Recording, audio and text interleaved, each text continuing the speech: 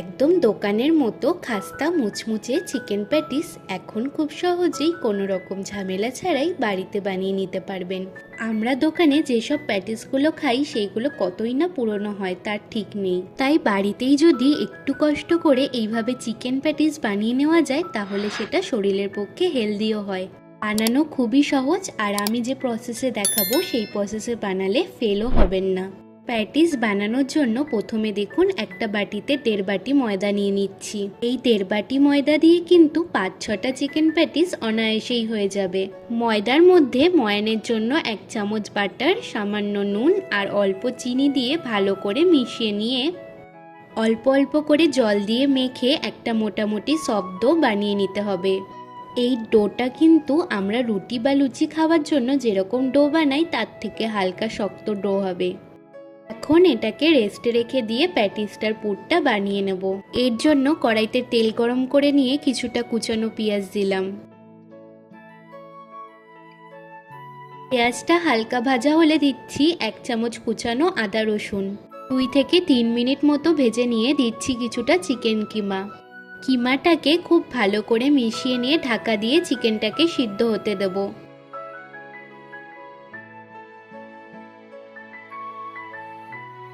চিকেনটা যখন এই রকম ভাজা ভাজা হয়ে আসবে তখন 2 চা চামচ লঙ্কা গুঁড়ো, 2 চা চামচ জিরে গুঁড়ো, পরিমাণ মতো নুন দিয়ে ভালো করে চিকেনটার সাথে মিক্স করে নেব। সব কিছুকে মিক্স করার পরে 1 চা চামচ মিট মশলা গুঁড়ো, 1 চামচ গোলমরিচের গুঁড়ো আর 1 চামচ হলুদের গুঁড়ো দিয়ে আবারও সব কিছুকে চিকেনের সাথে ভালো করে মিশিয়ে নিয়ে চিকেনটাকে হতে দেব। আর লাস্টে 1 চামচ চাট মশলা আর সামান্য ধনেপাতা কুচি দিয়ে মিশিয়ে নিয়ে চিকেনটাকে নামিয়ে নেব। ওইদিকে যে ডোটা আমরা মেখে রেখেছিলাম সেটাকে আরেকবার ভালো করে মেখে নিয়ে ডোটা দিয়ে মিডিয়াম সাইজের লেচি কেটে নেব। আমার কিন্তু মোট এখানে 8টা লেচি হয়েছে। এই 8টা লেচির রুটি বানিয়েই আমি কিন্তু প্যাটিসগুলোকে বানাবো। এখন একটা বাটিতে 2 চামচ ঘি নিয়ে সেটার মধ্যে 2 চামচ কর্নফ্লাওয়ারের গুঁড়ো দিয়ে একটা মিশ্রণ বানিয়ে নেব। এই মিশ্রণটা কিন্তু আমাদের প্যাটিস করার জন্য খুবই প্রয়োজনীয়। লেচিগুলোকে অল্প আটা দিয়ে এইভাবে বেলে বড় বড় করে রুটি বানিয়ে নিতে হবে।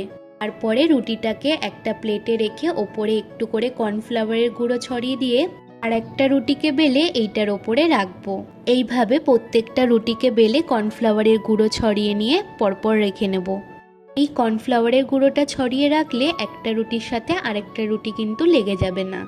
এরপরে ওই রুটিগুলোর ওপরে অল্প অল্প করে ঘিয়ের মিশ্রণটা দিয়ে ভালো করে রুটিটার গায়ে লাগিয়ে নিতে হবে। যারা ঘি খেতে পছন্দ করেন না তারা সাদা তেল বা বাটার দিয়েও কিন্তু এইটা করে নিতে পারেন। ঘি লাগানোর পরে এই রুটিটার ওপরে আরেকটু কর্নফ্লাওয়ারের গুঁড়ো ছড়িয়ে নিয়ে আরেকটা রুটিকে ওই রুটিটার ওপরে রেখে আগের মতোই ঘিয়ের মিশ্রণটাকে লাগিয়ে নিতে হবে। এইভাবেই প্রত্যেকটা রুটিকেই একের পর এক রেখে নিয়েছি। শুধু লাস্টের রুটিটার ওপরে কিন্তু আমরা ঘি দেব না। সবকটা রুটিকেই রাখা হয়ে গিয়েছে। এখন এই রুটিগুলোকে বড় করে বেলে নেব।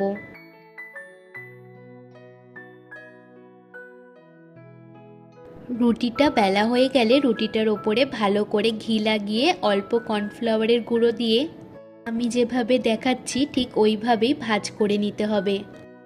ওই ভাঁজটার ওপরেও অল্প ঘি আর কর্নফ্লাওয়ারের গুঁড়ো দিয়ে আরেকটা ভাঁজকে সাইড দিয়ে এইভাবে তুলে দিতে হবে। তারপরে ওই ভাঁজটার ওপরেও ঘি আর কর্নফ্লাওয়ারের গুঁড়ো দিয়ে রুটিটাকে মাঝখান দিয়ে এইভাবে ফোল্ড করে নিতে হবে। এমন করে প্যাটিসটা বানালে প্যাটিসটার মধ্যে অনেকগুলো ভাঁজও হয় আর প্যাটিসটাও অনেক মুচমুচে খেতে হয়। এটাকে এখন বেলনা দিয়ে এইভাবে বেলে নিয়ে ছুরি দিয়ে চৌকো চৌকো করে কেটে নিচ্ছি।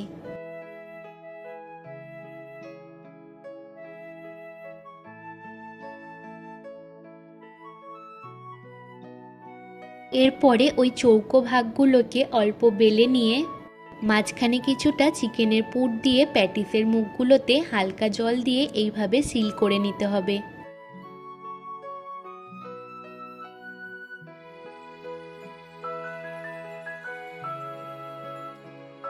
আমি বাকিগুলোকেও ওই একইভাবে রেডি করে নিয়েছি। এখন কড়াইতে তেল মোটামুটি গরম করে এক এক করে প্যাটিসগুলোকে দিয়ে ভেজে নিতে হবে। একদম গরম তেলে কিন্তু প্যাটিসগুলোকে দেবেন না। গরম তেলে দিলে প্যাটিসটা বাইরে দিয়ে পুড়ে উঠবে, কিন্তু ভিতর দিয়ে ভালো করে কুক হবে না। আর প্যাটিসের যে লেয়ারগুলো আছে সেগুলোও স্পষ্ট হবে না। গ্যাসটাকে লো ফ্লেমে রেখেই দেখুন আমি প্যাটিসগুলোকে গোল্ডেন ব্রাউন করে ভেজে নিয়েছি। এখন এইগুলোকে তেল থেকে তুলে নিয়ে বাকি প্যাটিসগুলোকেও একইভাবে ভেজে নেব। তাহলে দেখতেই পেলেন কত সহজেই আমি চিকেন প্যাটিসগুলোকে বানিয়ে নিলাম। এইভাবে প্যাটিস বানিয়ে খাওয়ালে কিন্তু বাড়ির সবাই খুবই খুশি হবে। একটা আপনাদেরকে ভেঙে দেখাই এটা কতটা মুচমুচে হয়েছে। আজকের এই রেসিপিটা যদি আপনাদের ভালো লেগে থাকে তাহলে ভিডিওটিতে একটা লাইক করে দেবেন। আর আমার চ্যানেলে নতুন কোনো বন্ধু হলে চ্যানেলটাকে সাবস্ক্রাইব করে নেওয়ার অনুরোধ রইল। ফেসবুক বা ইনস্টাগ্রাম দিয়ে যেসব বন্ধুরা আমার ভিডিওটা দেখছেন তাদের পেজটিকে ফলো করে নেওয়ার অনুরোধ রইল।